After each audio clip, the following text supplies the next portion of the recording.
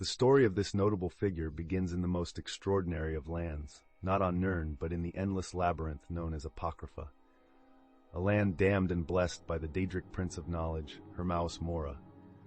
Mora's realm, characterized by endless corridors of arcane knowledge, towers fabricated from books and seas infested with tentacle-like creatures, serves as both a prison and a sanctuary for our protagonist, Miraak, the first Dragonborn. Miraak, once an esteemed dragon priest of Skyrim, found himself drawn to the tantalizing whispers of Hermaeus Mora, promising him unattainable knowledge. He was seduced into the service of the Daedric Prince, leading to his exile and abandonment by his dragon masters. With nothing but the clothes on his back and the craving for the power to dominate, Miraak found a new master in Mora, who taught him secrets that cold stone could not accommodate. His new power shone when he returned briefly to Mundus, setting his sights on an artifact known as the Bend Will Shout, a thu'um that gave the speaker the power to dominate the very wills of others. It enabled Miraak to overcome the dragons he once served, becoming a formidable force on the island of Solstheim. Miraak's story is a tapestry of ambition and hubris, retaining an air of mystery throughout the eras, only whispered in fireside tales by the wary Skal people of Solstheim. His ambition to return to Mundus from Apocrypha, coupled with his hunger for control and dominance, results in the conflicts that paint his legend.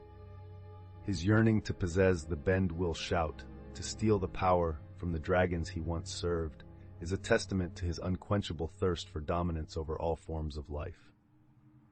Miraak remains a potent symbol for those whose ambitions become their downfall, and serves as a somber reminder that even the most divine of blessings can be corrupted into a curse. As time becomes irrelevant in the tentacle-etched paths of Apocrypha, Miraak traverses through nonsensical corridors and monstrous seas, etching new meanings sculpted from forbidden whispers into his mind. Under the ever-watchful eyes of Hermaeus Mora, the first Dragonborn mutates further into an otherworldly force, drawing untapped power from the endless arcane wisdom hoarded by the Daedric Prince. Words of power echo in Miraak's mind, resonating with primal rhythmic patterns of the ancient Nords, their secrets shaping him into an even more formidable force. Yet Apocrypha's corridors hold more than forbidden knowledge. It teems with grotesque denizens, the lurkers and the seekers. They stand in the way of Miraak's quests for arcane wisdom, serving as relentless tests designed by Mora. They struggle against the first Dragonborn, but each encounter only hardens Miraak's resolve. Their defeats become stepping stones on his path to overwhelming power. Meanwhile, in the very mortal realm Miraak yearns to reclaim, whispers of this ancient figure reach the ears of the last Dragonborn, prophesied to confront and defeat Alduin, the World Eater. Legends shrouded in ancient Nord mysticism, tales spun around flickering hearths about Miraak's treachery and exile, design an intricate web of fate, guiding the last Dragonborn toward a confrontation steeped in prophecy and blood. In his Tower of Solitude, Miraak's mind constantly schemes while his power swells, driven by an insatiable urge for freedom. Not content with simply being a pupil of Mora, he aspires to break free from his Daedric shackles and seize control, to dominate the one who taught him domination. His escape from Apocrypha becomes an obsession, a beacon of longing amidst an ocean of darkness. The desire for a familiar sky, for the tang of northern winds, and the feel of solid ground ignites his ambition.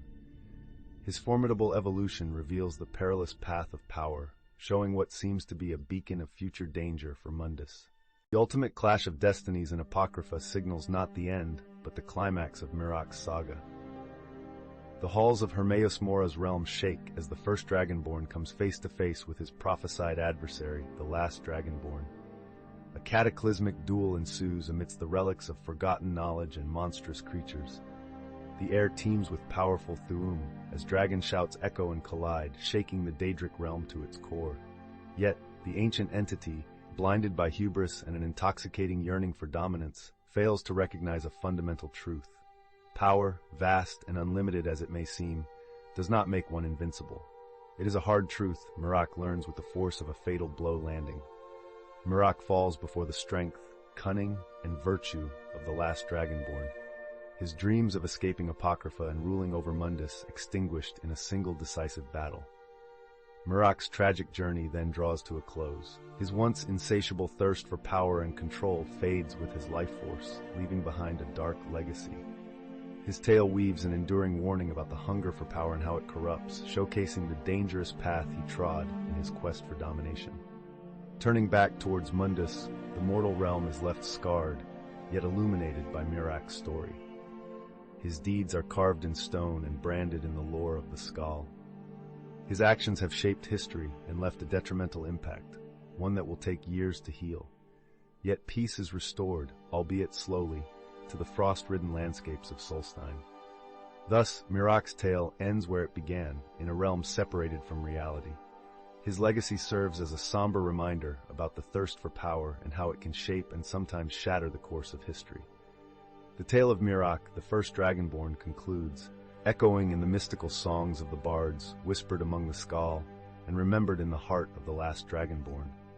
And Solstheim breathes easier, without the invisible grip of a would-be dictator threatening its peace.